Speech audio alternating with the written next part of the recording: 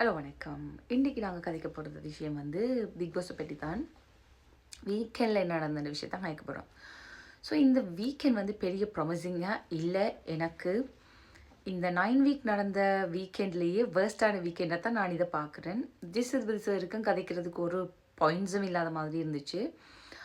Although like நிறைய points இருந்தாலும் sir அதை கதைக்கலைன்னு மாதிரி இருந்துச்சு. சாட்டர்டே அண்ட் சண்டே 2 வீடியோயும் தான் நான் இதில் சேர்த்து போட போகிறேன். நான் வளமையாக 4-5 பேஜஸ் எழுதுவேன். இன்றைக்கி 2 பேஜஸ் தான், 2 நாளும் சேர்த்து. ஸோ ஃபர்ஸ்ட் டே நடந்தது ஃபுல்லாக பக்கெட் பிரச்சனை. நான் எப்படி பார்க்குறேன்னு சொல்லி சொன்னால், Vijay Sethupathi sir maybe not Vijay Sethupathi sir sorry team வந்து விக்ரமுக்கு சப்போர்ட் பண்ணுறாங்கன்ற மாதிரி. அது இந்த முறை மட்டும் இல்லை, ஒவ்வொரு முறையும் நடக்கல என்ன பிரச்சனை நடந்தாலும் அது வந்து ஏதோ இடத்துல விக்ரமுக்கு சப்போர்ட்டாக வந்து நிற்கும். இது வரைக்கும் பாரு, எஃப்ஜே எல்லாரும் நல்ல கிளி வாங்கியிருக்காங்க. இந்த வீக்கெண்டில் வந்து வினோத்துக்கு நல்ல கிளி கொடுத்துருப்பாங்க, கிளியண்டா ஏசியிருப்பாங்க.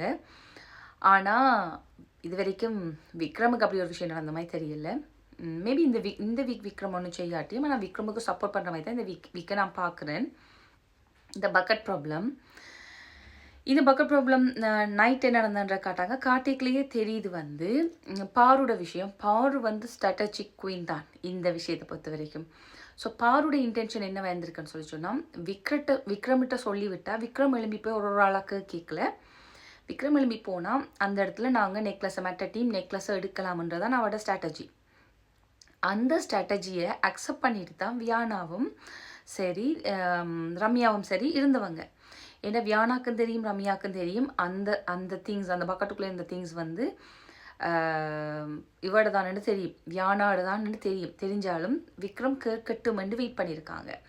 அவங்களுக்கு அங்கே எது பிரச்சனையாக போச்சுன்னு சொல்லி சொன்னால் விக்ரம் கேட்க போகலை. ஸோ அவங்க அந்த விஷயம் நடக்காண்டேக்கல வியானா அதுக்கு ரியாக்ட் பண்ண சரி. அதனால் நடந்த பிரச்சனைகளை பற்றி எபிசோடில் ஆல்மோஸ்ட் முக்கால்வாசி எபிசோடும் அதை பற்றி தான் காய்ச்சிட்டு இருந்தாங்க. எனக்கு அது வேஸ்ட்டாக போன மாதிரி இருந்துச்சு. சாட்டர்டே எல்லா வேலையும் விட்டுட்டு வந்து பார்த்துட்டு இருக்கிறவங்களுக்கு என்னடா அந்த மாதிரி ஒரு இதை கொடுத்த மாதிரி தான் எனக்கு இருந்துச்சு. அதுக்கு பிறகு எனக்கு சாட்டர்டேயில் கதைக்கணுமென்று நான் கதைக்கணும்னு நினச்ச விஷயம், ரம்யா எல்லாருமே என்ன தப்பாக கதைக்கிறீங்க, நான் வழியில் போகிறேன், எனக்கு இருக்கலாம். விஜய் சார் என்னம்மா சொல்கிறீங்க, இல்லை சார் நான் வழியில் போகிறேன்.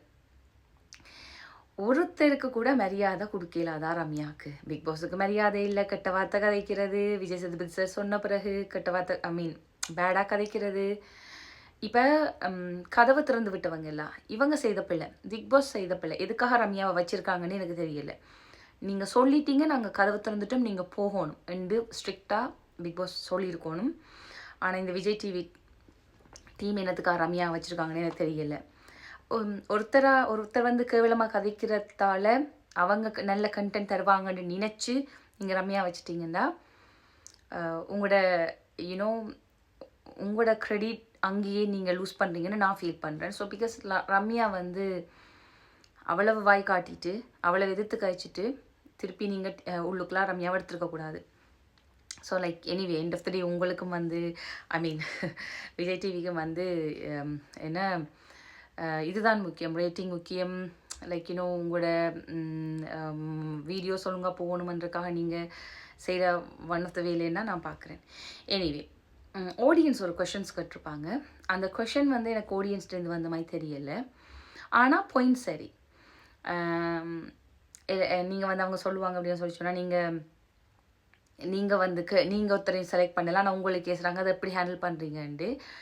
விஜய் சேதுபதி சார் சொன்னதில் ஹாஃப் விஷயத்தை நான் அக்செப்ட் பண்ணுறேன். எல்லா விஷயத்தையும் நாங்கள் அட்ரஸ் பண்ணுறோம். கேட்க வேண்டிய விஷயங்களை கேட்குற மாட்டேன். ஆனால் இல்லை, இந்த வீக் நீங்கள் கேட்க வேண்டிய விஷயங்கள் கேட்கல, நிறைய விஷயம் மிஸ் பண்ணிட்டீங்க. கமருதீன் பாரு 2 பேருமே அவுட் ஆஃப் கேரக்டரில் போயிட்டு நடந்த விஷயம். மற்றது வந்து ஆதிரை வெளியில் நடந்த வந்து உள்ளுக்குள்ளே சொல்லி குழப்புற விஷயம், ஆதிரை விஷயம் நீங்கள் சொல்லியிருக்கக்கூடாது, கேட்டிருக்கணும். அப்படி நிறைய விஷயம் நடந்தது. லைக் இந்த கேம் வந்து அந்த கதவை பிடிச்சி பூட்டினது, அதனால் வந்த பிரச்சனைகள்னு நிறைய விஷயம் கேட்டிருக்கலாம். ஆனால் நீங்கள் இந்த வீக்கெண்டை அப்படி மழுப்பிட்டு போனது வியூவர்ஸாக எங்களுக்கு அது நல்லா இல்லாத மாதிரி நான் பார்க்குறேன். அதாவது சண்டேயில் பெருசாக ஒன்றும் நடக்கலை. சண்டேயில் வந்து என்ன கேட்குறாங்கன்னு சொல்லிச்சுன்னா, வினோத்திட்ட சொல்கிறாங்க, நீங்கள் உங்களோட இது அவர ஸ்டைலே சொல்லுங்கள், எப்படி கேம் விளையாடுனீங்கன்னா. அப்போ அவர் சொல்லுவார், நான் வந்து அந்த நெக்லஸ் பண்ண ஒழுங்காக விளையாடலைன்ட்டு. அவர் அதை அக்செப்ட் பண்ணுறார். ஆனால் அதுக்கப்புறம் பார்த்தீங்கன்னு சொல்லி சொன்னால் விஜய் சேதுபதி சார் வினோத்துக்கு ஏசுனதை நான் பிள்ளையாக நான் வந்து லைக் அது கொஞ்சம் ரூடாக இருக்குன்ட்டு ஒருவேளை அந்த ஏசுனதை அவருக்கு ஒரு நல்ல பாயிண்ட்ஸை கொடுத்து இன்னும் நல்லா கேம் விளையாடுறதுக்காக கூட இருந்திருக்கலாம். ஆனால் எத்தனை அவங்க பாருக்கும் செய்கிறாங்க. பாரு கேமில் பெருசாக விளையாடினது, இந்த கேமும் பாரு விளையாடினது இல்லை. ரம்யா, ஓ மை கோட், ரம்யாவை ஏன் இன்னும் வச்சுருக்காங்கன்னே எனக்கு தெரியல. வியானா, இந்த கேம் வந்து வியானா பெருசாக பார்ட்டிசிபேட், வியானாவே தெரியலை. சபரி தெரியவே இல்லை, சபரியை காணவே இல்லை. கேனி here and there. But then இந்த இருக்கிற டாஸ்க்கை பொறுத்த வரைக்கும் நிறைய பேர் வெளியில் வரல. இப்போ லைக் யூனோ அட்லீஸ்ட் வினோத் வந்து சில கேம் விளையாடினார். அப்படி இருந்தாலும் வினோத்துக்கு வந்து ஃப்ரெண்ட்ஸோ சப்போர்ட் பண்ணுறதுக்கு ஆக்களோ இல்லாதால 2 கிழமையும் அவர் தான் வந்து ஜெயிலுக்குள்ளே போனார். அது வேணுமென்று செய்கிற மாதிரி தான் நான் பார்க்குறேன். ஸோ கொஷன் கேட்டிருப்பேர் அப்படின்னு சொல்லி சொன்னால், ஒரு ஆளை கீழே இழுத்து விட்டு கேம் விளையாடுறாக்கலார் அப்படின்னு சொல்லி விஜய் சேதுபதி சார் சண்டே எபிசோடில் வந்தோடனே தான் கேட்டிருப்பேர். அதுக்கு வந்து வினோத் வந்து ஆதிரையை சொல்லியிருப்பா. ஆதிரை நான் சொல்லுவேன் அது உண்மைதானே. இந்த ஆதிரை வந்து வினோத்துக்கு வெளியில் சப்போர்ட் இருக்குன்னு தெரிஞ்சு ஆதிரை வந்து இங்கே வினோத்தை இழுத்து விடுறா. அதே போல் ஆதிரைக்கு வெளியில் போனோடனே யார் யாரால பிரச்சனைகள் என்று வந்துச்சு. உதாரணத்துக்கு வினோத் வந்து காலுக்கு மேலே போட்ட பிரச்சனை, எஃப்ஜே வந்து நேம் ஸ்பாயில் பண்ணன்ற பிரச்சனை, கம்ருதீன் வந்து அந்த விஷயம். இந்த 3 ஆளையும் வச்சு வெளியில் போனோடனே அவருக்கு இன்டர்வியூவில் நிறைய கொஷின்ஸ் கேட்டுப்பாங்க.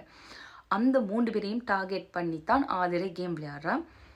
என்ன பொறுத்த வரைக்கும் ஆதிரை விளையாடுறேன் சரியான சீப்பான கேமை தான் நான் பார்க்குறேன். ஆதிரைக்கு தெரியும் அவள் கப்படிக்க மாட்டாண்டு, ஆனால் தான் கப்படிக்காட்டியும் இந்த 3 பேரும் கப்படிச்சிடக்கூடாது அவங்கள ட்ராக் பண்ணி கீழே இழுக்கிற மாதிரி நான் பார்க்குறேன். ஸோ ஆதிரையோட கேம் வந்து அவ்வளவு நல்லா இல்லை, நல்லாவே இல்லை. இந்த கேமை விட்டு வெளியில் நிறைய விஷயம் இருக்குது. ஸோ ஆதிரை அட்லீஸ்ட் அதை யோசிச்சு கொண்டாவது தன்னை யூனோ எந்த கேரக்டரை நான் ஸ்பாயில் பண்ணக்கூடாதுன்னு நினச்சிட்டாவது விளையாடலாம். ஆனால் அவள் அப்படி விளையாடுற மாதிரி தெரியல. அங்கே போயிட்டு அந்த கிரட்ஜை வச்சு தான் விளையாடுற மாதிரி நான் பார்க்குறேன். ஸோ வினோத் வந்து ஆதிரையை சொல்லியிருப்பேன், ஒரு ஆள் விளையாட விடாமல் இழுத்து பிடிக்கிறேன்னு சொல்லி. வியானா பாருவை சொல்லியிருப்பா. அது உண்மைதான். பாரு வந்து எப்போவுமே யாரையுமே கேம் விளையாட விட்டதில்லை. தான் முன்னுக்கு நிற்கணும், கத்தி கத்தி கத்தி கத்தி எல்லா இடத்துலையும் முன்னுக்கு நின்றோன்னு நிற்கிறது. சபரி வந்து திவ்யாவை சொல்லியிருப்பான். அது உண்மை. திவ்யாவை வந்து நிறைய பேர் சப்போர்ட் பண்ணுறாங்க. திவ்யா நிறைய இடத்துல வந்து நிறைய பாயிண்ட்ஸ் சரியாக தான் கதைக்கிறான். ஆனால் திவ்யாவுக்கு வந்து எப்படி வினோத்துக்கு சொல்கிறாங்களோ அதே மாதிரி தான் திவ்யாவும் கிரிட்டிசிசத்தை எடுத்து அக்செப்ட் பண்ணக்கூடிய மைண்ட் செட் திவ்யாவுக்கு இல்லை. வினோத்தும் திவ்யாவும் பெரிய டிஃப்ரென்ஸ் இல்லை இந்த விஷயத்துலன்னு நான் பார்க்குறேன். அமித் வந்து கனியை சொல்லியிருப்பேர். அது நான் சம்வேர் லைக் அதை உண்மைன்னா நான் பார்க்குறேன். அரோரா ரம்யாவை சொல்லியிருப்பா. ரம்யாவும் வந்து சபரிய பிரதராக யோசிச்சு போட்டு பார்த்துட்டு அவரை கேம் விளையாட விடுறா இல்லைண்டு. எஃப்ஜி வந்து பார்வைன்னு சொல்லி ரம்யாவை சொல்லியிருப்பா. அதுவும் சரி, பார்வும் வந்து எப்போவுமே தண்டை கேம் நல்லா இருக்கணும் இருக்கா, மத்தாக்களை கீழே எடுத்து விட்டு தான் விளையாடுவா. சுபிக்ஷா வந்து பார்வை சொல்லியிருப்பா. அண்ட் சொல்லியிருக்க சுபிக்ஷா என்ன சொல்லியிருப்பான்னா, பாரு நல்லா கேம் விளையாடுறா, ஆனால் கம்ருதீனை கீழே இறக்கி தான் கேம் விளையாடுறா. ஆனால் கம்ருதீனுக்கு அது தெரியுது இல்லைண்டு. அது உண்மையான பாயிண்ட் தான். ஆதிரை வந்து எஃப்ஜே சொல்லியிருப்பா, நான் எவிக்ட் ஆகினதுக்கு எஃப்ஜே தான் காரணம், மென் கார்டு அதெல்லாம் யூஸ் பண்ண வேண்ட மாதிரி. ஸோ கிரட்ஜ் தான், நாங்கள் கிரட்ஜை வச்சு தான் விளையாடுறாங்க. கம்ருதீன் ஆதிரையை சொல்லியிருப்பா, அரோராட கேமை குறைக்கிறான்ற மாதிரி. பிரஜின் கேனியை சொல்லியிருப்பார். சாண்ட்ரா வந்து விக்ரமன் கேனி, பிரஜினும் வந்து கேனி எஃப்ஜே விக்ரம சொல்லியிருப்பாங்க. அதே போல் சாண்ட்ராவும் கேனியையும் விக்ரமின் கேனியையும் சொல்லியிருப்பா. பாரு வந்து விக்ரம சொல்லியிருப்பா. அண்ட் விக்ரம் கேனி எஃப்ஜே 3 பேரும் சேர்ந்து மத்தாக்கள் கேமை விளையாடுறாங்க, மெட்டாக்கள் விளையாட விடுறாங்கன்ற மாதிரி. யாரை கீழே இறக்கி மெட்டாக்கள் கேம் விளையாடுறாங்கன்ற இந்த செக்மெண்ட் இதோட முடிஞ்சிருக்கும். அப்புறம் அடுத்த செக்மெண்ட்டில் வந்து இந்த பிரஜினை பாராட்டியிருப்பேர். பிரஜின் நல்லா விளையாடினவர் அந்த நெக்லஸ் எடுத்தது அப்படின்னு சொல்லி. அதுக்கு பிறகு மோத்துக்கும் பிரஜினுக்கும் அந்த சண்டையை பற்றி சொல்லியிருப்பேன். பாக்கேக்கில் வெளியில் அப்படி பேச சண்டை பிடிக்கலன்னு 2 பேரும் சொல்லியிருப்பாங்க. ஆனால் பாக்கேக்கில் வெளியில் அது பெரிய சண்டை மாதிரி தான் இருந்தது அப்படின்னு சொல்லியிருப்பேர். அது பிறகு திவ்யாவுக்கு சொல்லியிருப்பேர் வந்து, நீங்கள் செய்தது பிள்ளை, நீங்கள் அந்த ஆக்ஷன் காட்டினது தனியாக கூட்டிகிட்டு போகிறேன்ற மட்டும் சொல்கிற மாதிரி இருக்கல, அது வேறு மாதிரி இந்த உண்மையாக திவ்யா கூட்டிகிட்டு போய் இப்படிலாம் செய்திருப்பா. ஸோ அது வந்து பார்க்க நேஸ்டியாக தான் இருந்தது. ஸோ அதை இங்கே வந்து விஜய் சேதுபதி சொன்னது, திவ்யா அட்லீஸ்ட் விளங்கி இருக்கும் அவள் செய்தது பிள்ளைண்டு. திவ்யா இன்னும் நிறைய இடத்துல வந்து நியாயமாக இருந்தாலும் அவக்கு வந்து கிரிட்டிசிசத்தை அக்செப்ட் பண்ணுறக்கூடிய மைண்ட் செட் இல்லை திவ்யா பொறுத்த வரைக்கும். வினோத்துக்கு விஜய் சேதுபதி நீங்கள் வந்து உங்களுக்கு அக்செப்ட் பண்ணுற அந்த மனநிலை இல்லை, அக்செப்ட் பண்ணி பாருங்க, அது ஓகேயா இருக்கும். அது வந்து ஏசுனதை நான் பார்க்குறேன் ஒரு விதமான அட்வைஸாக தான். ஆனால் யாரையும் கதைக்க விடாமல் கதைக்கிறது வினோத்தோட ஒப்படைக்கில் இங்கே இந்த இருக்கிற கண்டஸ்டன்ஸில் நிறைய பேர் இருக்காங்க. திவ்யா இருக்கிறா, பாரு இருக்குது, எஃப்ஜே இருக்குது, கம்ருதீன் இருக்குது. ஆனால் வினோத்துக்கு கொஞ்சம் ஹாஷாக போன மாதிரி நான் பார்க்குறேன்.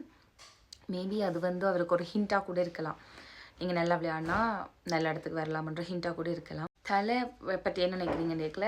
சில ஆட்கள் சொல்லியிருப்பாங்க இந்த கேமில் வந்து தலை மிஸ்யூஸ் பண்ணிட்டா விட இதண்டு. என்னை பொறுத்த வரைக்கும் ரம்யா வந்து எந்த இடத்துலையுமே தலையாடின மாதிரி தெரியல. எஃப்ஜே சொல்லியிருப்பேர் வந்து சிக்கன்னு சொல்லி எந்த நேரம் இருந்துட்டா. அதே போல் இந்த அட்வைசர் எடுத்தது எனக்கு நல்ல ஐடியாவாக தெரியலை. நான் முதல்ல நினைச்சிடானுண்டு அது எஃப்ஜே முதலே சொல்லியிருக்கலாம். ஆனால் இந்த அட்வைஸ்ன்றதே வேஸ்ட்டாக தான் நான் பார்க்குறேன்.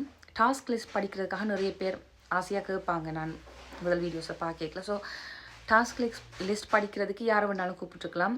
அதுக்கு பதிலாக விக்ரம் அட்வைசர் வச்சு விக்ரம் வந்து சில விஷயங்களை போய் கண்டஸ்டண்ட்டுக்கு சொல்லிக்கலாம், அவங்க அதை மதிக்காமல் விடிக்கலாம். அது விக்ரமுக்கும் அது ஒரு மாதிரியாக போயிருக்கும். ரம்யாவோட இந்த தலை இந்த இந்த வாரத்து தலை இது வந்து நல்லா நடக்கலைன்னு தான் எல்லோரும் ஃபீல் பண்ணுறாங்க. ரம்யா வந்து கொஞ்சம் அதை லதாஜிக்கு எடுத்துட்டாண்ட மாதிரி. அதே போல் விஜய் சேதுபதி சொல்லிடுவார், ஈஸியாக தலையாகிட்டு நோய் விஷன் பாஸ் எடுத்துடலாமன்றதுக்காக தலையாயினீங்களான்னு.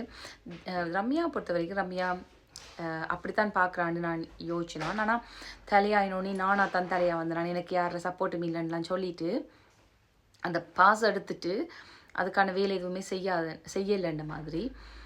எப்படின்னு சொல்லி சொன்னால் க்ரெடிட்டை மட்டும் அவள் எடுக்கிறதா நான் பிளேமை மத்தாக்களில் போடுற மாதிரி நான் பார்க்குறேன். மற்றது தலைக்கான எந்த விஷயமுமே இந்த வீக் ரம்யா செய்யலை. இதுவரைக்கும் செய்த தலையிலேயே நான் பார்க்குறேன் இதான் வேர்ஸாக செய்திருக்கா அப்படின்ட்டு. அதுக்கு ஒரு விஷயம் சொல்லியிருப்பேன், நான் முதல் லீடராக இருக்கல, எனக்கு இப்படி இருந்த பழக்கம் இல்லை அப்படின்ட்டு. ஷவுட் பண்ணி சண்டை பிடி கேட்கல, அப்படி இப்படி செய்யலாம். இதுக்கான இதுக்கு தெரிஞ்சிருக்கும் தானே, லைக்கினும் எப்படி கதைக்கணும், ஒரு தெளிவாக கதைக்கணும் தெரியக்கல. தலையாக தனக்கு இந்த விஷயம் தெரியலைன்னு சொன்னதை நான் அக்செப்ட் பண்ண மாட்டேன். என்னன்னு சொன்னால் 9 இதுக்கு முதல் 8 வீக்காக தலையாக இருந்தாக்கள் எப்படி மேனேஜ் பண்ணுவாங்கன்ற பார்த்தே அதை செய்திருக்கலாம். ஸோ இதை வந்து ஒரு இன்னும் எஸ்கேப் பாயிண்ட்டாக அவள் யூஸ் பண்ண மாதிரி தான் நான் பார்க்குறேன். இதுக்கு ஒரு ஸ்கூல்ல நான் லீடில் இருக்கலேருந்து அந்த டைமில் கனிகிற முகம் இப்படி ஒரு முகம் செய்திருப்பான்னு சொன்னால் அது அவ்வளவு உண்மையாக இல்லாத மாதிரி, உண்மையாக இல்லாட்டியும் அது தேவையில்லாத பாயிண்ட்ன்ற மாதிரி அவள் பார்த்த மாதிரி நான் பார்க்குறேன். வந்து பிரஜின் தான் எவிக்டாரு, அவர் நேம் தான் வருது. வந்தோடனே அழுவா, சாண்ட்ரா, நிச்சயமாக அது கஷ்டமாக இருக்கும். ஆனால் பிக் பாஸ் தானே ஒரு கொஞ்சம் காலத்துக்கு அப்புறம் அப்படியே வெளியில் வர போகிறாங்க. ஸோ அதை காமாயிட்டு வெளியில் வந்துடுவா அப்படின்னு நினைக்கிறேன். ஆனால் ஒரு விஷயம் சொல்லியிருப்பா, நீ ஏன் எவிக்டா என்ன நீ என்று வெளியில் போய் பாரு தெரியுமெண்டு. நான் நினைக்கிறேன் வந்து சாண்ட்ரா முதலும் கதைக்காமல் இருந்த காரணங்களும் சரி, இவரோட பிரச்சனை பண்ண காரணங்களும் திவ்யாவும் பிரஜினும் வந்து சேர்ந்துட்டு சாண்ட்ராக்கு அந்த அந்த அந்த சேர்ந்துருக்கணும் விலகி இருக்கணும் அந்த அது கொடுத்த காரணங்களாக இருக்கலாம்னு நான் பார்க்குறேன். ஸோ அந்த பாயிண்ட் அவள் சொல்லியிருப்பா, நீ வெளியில் போய் பாரு தெரியுமாண்டு. ஆனால் பிரஜின் பண்ண பிரச்சனையை விட சாண்ட்ரா பிரச்சனை பண்ணது தான் கூட இந்த வீட்டில். பட் சம்ஹாவ் சாண்ட்ரா ஃபீல் பண்ணியிருக்கா போல இருக்குது, பிரஜினால் தான் பிரச்சனையை கூட வந்திருக்கு அந்த மாதிரி நினைக்கிறா போல இருக்குன்னு நான் நினைக்கிறேன். அதுக்கு பிறகு பிரஜின் வெளியில் வந்த பிறகு விஜய் சேதுபதி ஒரு சாரோட சேர்ந்து நான் இனி உன்னை நான் ஃப்ரெண்டு கூப்பிடலாமா அப்படின்னு சொல்லி சொன்னதோ சரி, அந்த ஃப்ரெண்ட்ஷிப்பு பார்க்க நல்லா இருந்துச்சு. ஆனால் எப்படி அதை அட்ஜஸ்ட் பண்ணிவிட்டு அதுக்குள்ளே அப்படி சார் கதைச்சாங்கன்னு தெரியல. அது உண்மையில் சரியான ஹார்டாக இருக்கும். இப்போ 2 பேருக்குமே ரிலீவ் ஆகின மாதிரி நான் பார்க்குறேன். அதுக்கு பிறகு சாண்ட்ரா அழுது கொண்டே இருப்பா, சரியாக அழுது கொண்டே இருப்பா, அவள் கன்சோல் பண்ணி இல்லாமல் இருக்கும். அப்போ அதை அட்ஜஸ்ட் பண்ணுறதுக்காக விஜய் சேதுபதி சார் ஹக் பண்ணி இந்த உங்களுக்கு பல நான் கிஸ் கொடுக்குறேன்னு எல்லாம் சொல்லி அப்படிலாம் நல்லா இருந்துச்சு. அந்த ஸ்டேஜில் அப்படி அந்த விஷயங்கள் நடந்திருக்கும். ஸோ பார்க்க ஒரு மாதிரி கவலையாக தான் இருந்துச்சு. அந்த புலி வருது கதையாக கடைசியில் பிரஜினை அனுப்பி வெளியில் எடுத்து கடைசியில் இந்த பிரஜின் வெளியில் போயிட்டு அப்புறம் எஃப்ஜேயும் ரம்யா வந்து கன்சோல் பண்ணுவாங்க.